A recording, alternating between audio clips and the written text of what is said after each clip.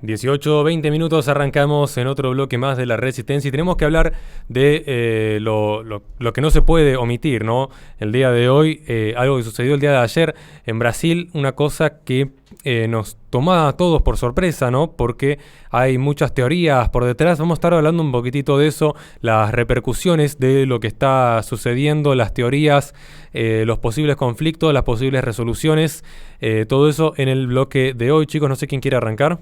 Bueno, ayer, día domingo, en cierto modo, como decís, nos tomó un poco por sorpresa porque se vio una turba de gente, una horda de personas manifestantes que, bueno, rápidamente los noticieros locales e internacionales directamente lo que ponían en el Zócalo era bolsonaristas, ¿no? O pro-Bolsonaro, manifestantes pro-Bolsonaro, directamente acusándolo, sin ningún tipo de prueba en este sentido. Golpistas.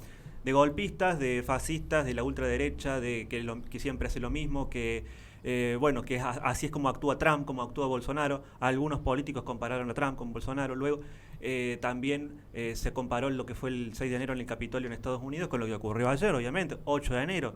Los primeros indicios que se veían en algunos canales de noticias locales, y yo alcancé a ver, mientras se daba minuto a minuto, algunos periodistas parece que mientras veían la información en ese momento decían, claro, que estaban invadiendo los edificios de los tres poderes, el Poder Ejecutivo, Legislativo, Judicial, lo que es el Tribunal Supremo, los edificios ministeriales, lo que tiene que ver con el Palacio Presidencial.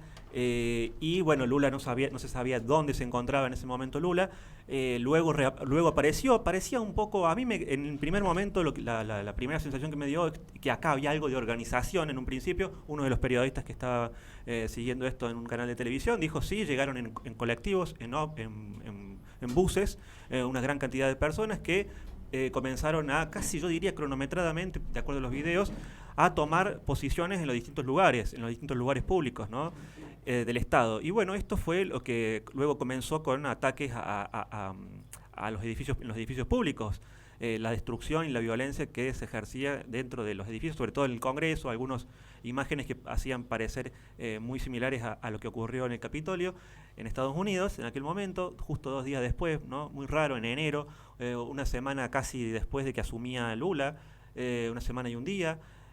También se dio que luego, mientras se daba esta noticia en uno de los canales locales, decían, se ve imágenes y acusaciones, se están viendo acerca de lo que sería una entrega de dinero que les daban a los manifestantes anteriormente, como una planificación. Y esto fue lo que más me llamaba la atención. Ya anteriormente me llamaba la atención que se ejerciera este tipo de violencia. Luego ingresa tardíamente fuerzas de seguridad, donde se ven las imágenes como algunos manifestantes agreden a algunos de las fuerzas de seguridad, voltean a uno incluso de un caballo, lo golpean violentamente. Y acá me parecía que algo no andaba muy bien. Esto no parecía ser obra de Bolsonaro, tampoco en ese sentido. Ni Bolsonaro está en Estados Unidos, por cierto, y acaba de ser internado en Florida. Todavía no se sabe exactamente las causas. Y tomó distancia en un comunicado Bolsonaro al respecto. Tomó distancia en un comunicado, en Twitter, hizo una declaración de unos 3 o 4 tweets donde él decía que estaba contrariamente a lo que se estaba ocurriendo, contrariamente a estos hechos, y se ejerció este tipo de violencia que él obviamente descalificó rotundamente. Pero ¿qué pasó luego? Luego de que estos hechos se comenzaron a dar, esa invasión comenzó luego a replegarse.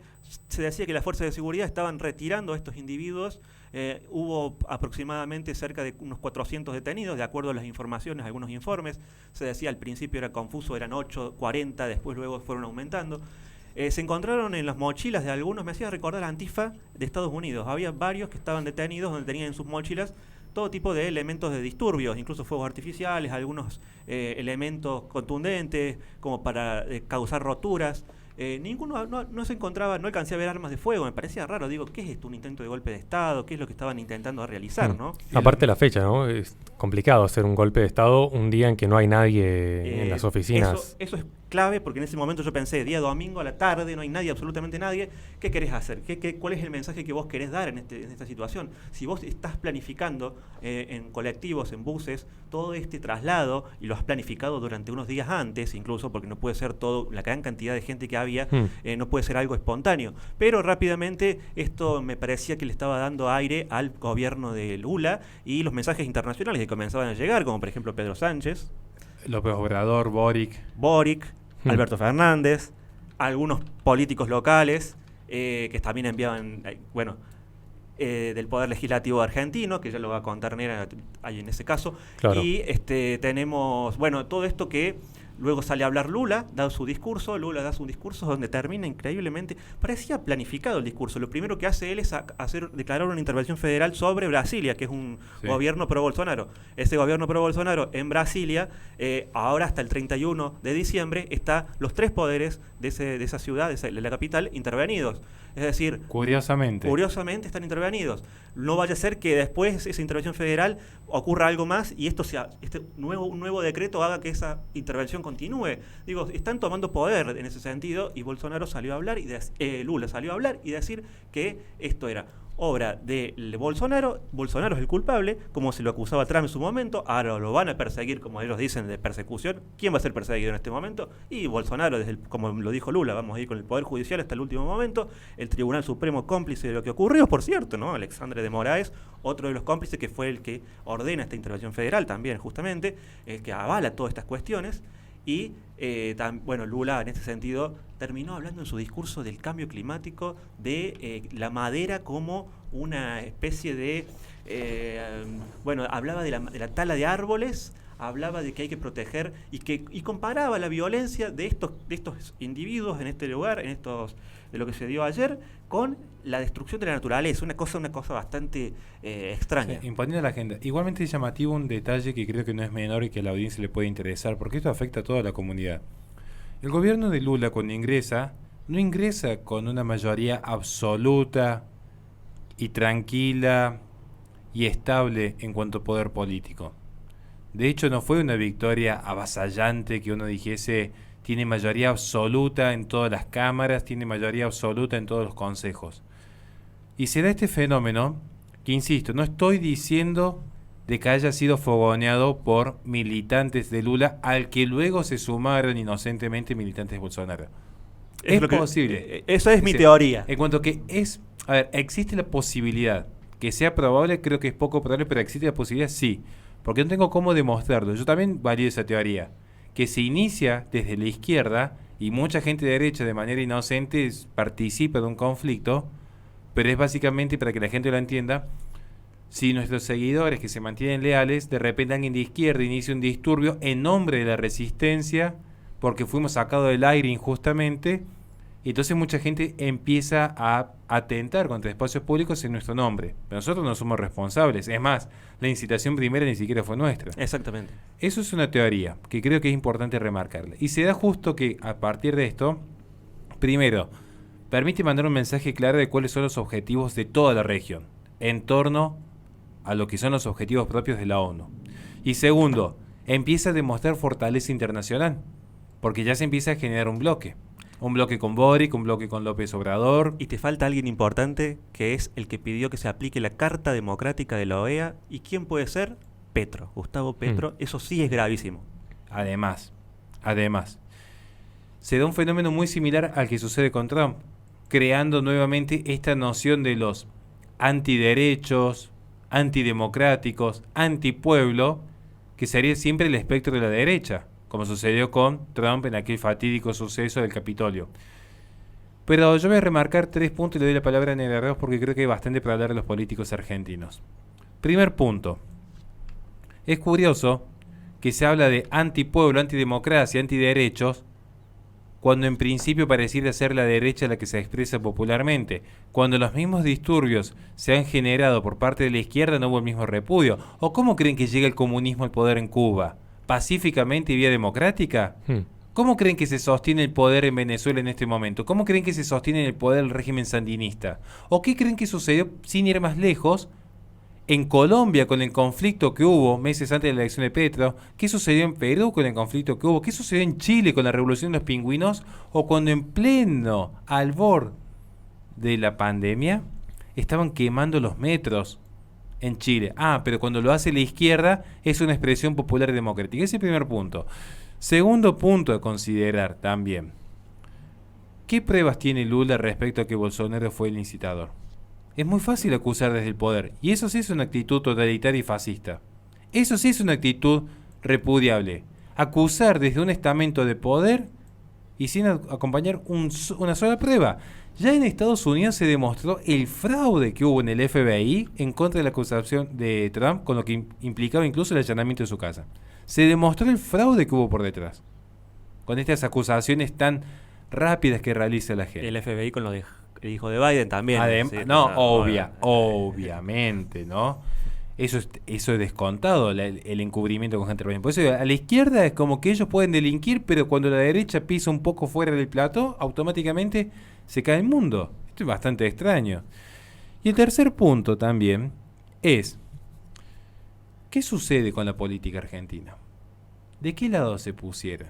Hay un tuit muy polémico que salió, Hay muy varios. criticado. Hay muchos tweets muy criticados. Pero a eso le quiere dejar Me la llama la palabra. atención uno, por A ahí. eso le quiere dejar la palabra en el particularmente por el ignorante de expert. ¿Por qué le digo ignorante de expert? Porque si sos alguien que dice que sabe de números, que dice que sabe de economía, supuestamente sabe algo, y no sabes quién te está financiando la campaña, objetivamente sos ignorante. Objetivamente, si no sabes quién te está dando de comer, sos ignorante.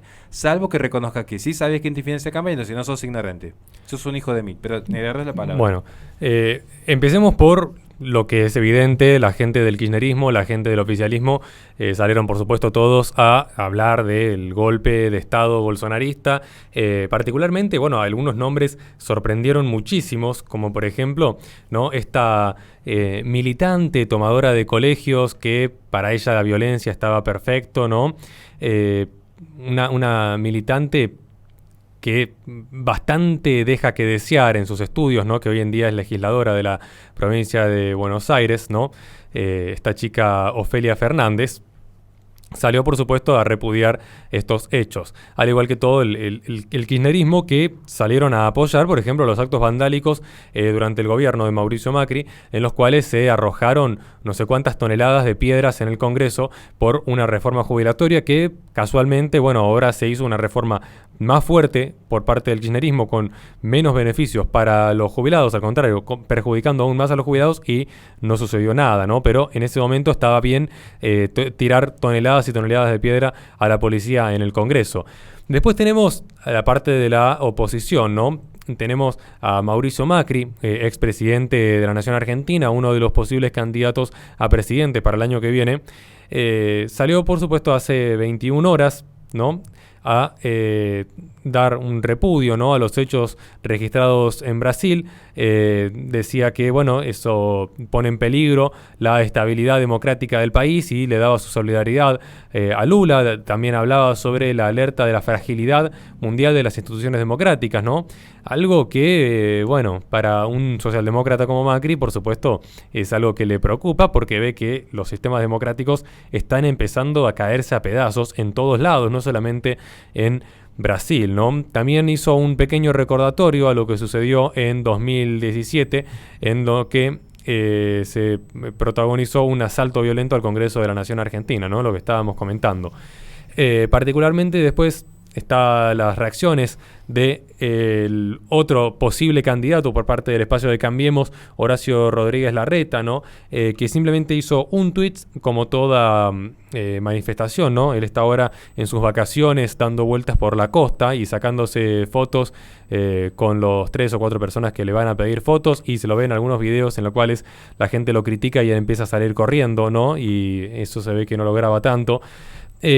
Bueno, su tuit fue: profunda preocupación por el asalto a las instituciones de la democracia en Brasil, mi condena absoluta a la acción violenta y mi total solidaridad y apoyo a Lula y a todo el pueblo de Brasil. No solamente la solidaridad, sino el apoyo, ¿no? Algo que no nos puede sorprender de un tipo como Horacio Rodríguez Larreta.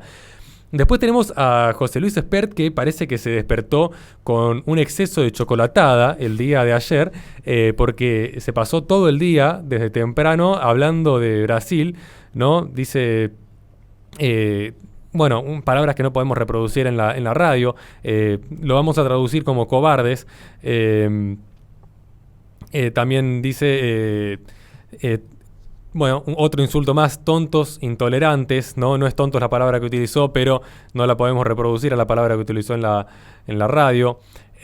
También habló sobre la gente que estaba en Brasil, le dijo cárcel o bala a los manifestantes en Brasil.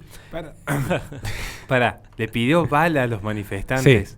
El mismo tipo que cuando amenazaron a la jefa de la asociación ilícita que ha fundido un país, que ha matado de hambre a millones de argentinos, dijo, mi solidaridad con Cristina Fernández de Kirchner. Bueno, también. Qué tipo nefasto, porque tiene que ser muy cobarde para jugar con doble careta. Si realmente sos un tipo que quiere meterle bala a los delincuentes, hacete cargo con todos los delincuentes. Ahora, a este sujeto, expert, que por cierto, ¿saben por qué este sujeto anda como anda?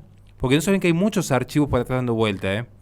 Hay muchos archivos dando vuelta. Por eso tiene que andar siempre con mucho cuidado. No tiene la libertad para decir lo que quiere. Este sujeto parece que se olvida que los que estaban manifestándose en Brasil, muchos de los manifestantes, ¿saben qué es lo que pedía? El acceso público al código fuente. Porque querían una democracia limpia y transparente. Bueno, a eso, para que te ponga un puntito ahí, el siguiente tuit de José Luis Espert. Trump, Bolsonaro, nefastos populistas de derecha antidemocráticos. Los resultados electorales se respetan, la voluntad popular se respeta, es democracia, señores, nada más y nada menos. Continúa, Horacio. Justamente, Espert trata de antidemocráticos a los que están pidiendo una democracia transparente. Y en ese sentido termina solidarizándose, curiosamente, 2 meses atrás, con la persona que ha literalmente aniquilado a Argentina, que es Cristina Fernández de Kirchner. Hoy condenada por corrupta. Resulta que hoy se sabe que Cristina Fernández de Kirchner es delincuente. Y este sujeto demagogo, bueno para nada, que llevó el poder a muchos chicos que ni siquiera pudieron terminar una carrera universitaria, pero que hoy están robando desde el Estado, como legisladores provinciales o asesores, no fueron capaces de terminar una carrera universitaria, no saben lo que es trabajar en el sector privado, pero hoy viven del Estado gracias a este narcotraficante, a este sujeto que se financió con el narcotráfico. Resulta ser que Espert trata de antidemocrático a Trump y Bolsonaro. Yo te pregunto, Espert, ¿con qué plata te financiaste la campaña? Si querés que hablemos de democracia transparente. Porque los narcos en Rosario, créeme que no son muy democráticos que digamos. Los soldaditos que se están muriendo para financiar tu campaña no son muy democráticos. Entonces, ¿qué sucede? La gente en Brasil es delincuente por pedir que se hagan públicos los códigos fuente. Ahora, Cristina, que sí está condenada por delincuente, la solidaridad. Entonces, Espert no quiere bala para el delincuente, Espert quiere bala para el pueblo. Hay que decir las cosas como son. Espert quiere balas para el pueblo porque Cristina, que es una delincuente, ya no le gustaron las balas. Entonces, o sos un demagogo de cuarta, Espert, que no servís para nada, lo cual es cierto, o sos un reverendo hijo de mil, lo cual también es cierto, porque tenés un doble discurso. Que con el pañuelito verde por un lado, diciendo que es bueno legalizar el aborto, eres buena persona legalizar el aborto, pero por otro lado con el pañuelito celeste a ver si captas algún voto de algún ingenuo. Esto es Espert. Y como toda la política argentina, que no zafa ni uno, ni uno. Tenemos también a Giorgia Meloni, que dice lo que está pasando en Brasil no puede dejarnos indiferentes. Las imágenes de la irrupción en los cargos institucionales son inaceptables e incompatibles con cualquier forma de disidencia democrática. Urge un retorno a la normalidad y nos solidarizamos con las instituciones brasileñas, ¿no? Esto, Giorgia Meloni, quien es presidente de Ministros de la República Italiana, ¿no? Por supuesto, Espert le contesta felicitándola, diciendo especial para la derecha fascista, ¿no? La critica, en realidad, con ese tuit. Porque hay uno más que también responde y dice exactamente lo mismo en otro tuit más arriba. Hacia Bolsonaro. Exacto. Dice lo mismo, ¿viste? Sí, bueno. Una cosa absurda, ¿no? Lo de Espert. Saliendo a decir cárcel o bala para los manifestantes, ¿no? Quisiera ver si pasara lo mismo aquí en Argentina, de qué manera reaccionaría él, por supuesto, ¿no? Se agacharía y dejaría que ingresaran con total tranquilidad. Particularmente Javier Milei, lo que respondió fue que él firmaba, ¿no? Y acataba la Carta del Foro de Madrid, un foro de diferentes referentes políticos de diferentes países, ¿no? En la carta se contenía cosas como ¿Con qué legitimidad pueden Gustavo Petro, Gabriel Boric reclamar por la violencia en Brasil si fueron los principales instigadores de las protestas vandálicas en Chile en 2018 y en Colombia en 2021? No contentos con ellos, los indultaron a los responsables. ¿Cómo puede Pedro Sánchez solidarizarse con Lula si actualmente gobierna con quienes intentaron sitiar el Congreso español, se indultó a los golpistas y ha cambiado la legislación española de modo que los episodios como lo ocurrido en Brasil serían calificados de desorden público? El Foro de Sao Paulo, el Grupo de Puebla y la Internacional Progresista, que hoy apoyan incondicionalmente a Lula, aplauden el vandalismo en Perú, instigado por Evo Morales, y celebran la feroz represión del régimen boliviano en contra de Santa Cruz de la Sierra. Se trata de una condición intrínseca de la izquierda, su doble moral: cuando las circunstancias les favorecen las aplauden, pero cuando son contrarias a sus intereses las condenan. A diferencia de la izquierda, quienes defendemos la democracia y las libertades mantenemos un solo criterio: que la violencia no se justifica en ninguna circunstancia, ni cuando asaltan el Palacio Plantal, ni cuando incendian el metro de Santiago de Chile, o cuando la primera línea destruye la ciudad de Cali. Es un poco más largo el texto. Chicos. Yo creo que ya es suficiente para... Bien.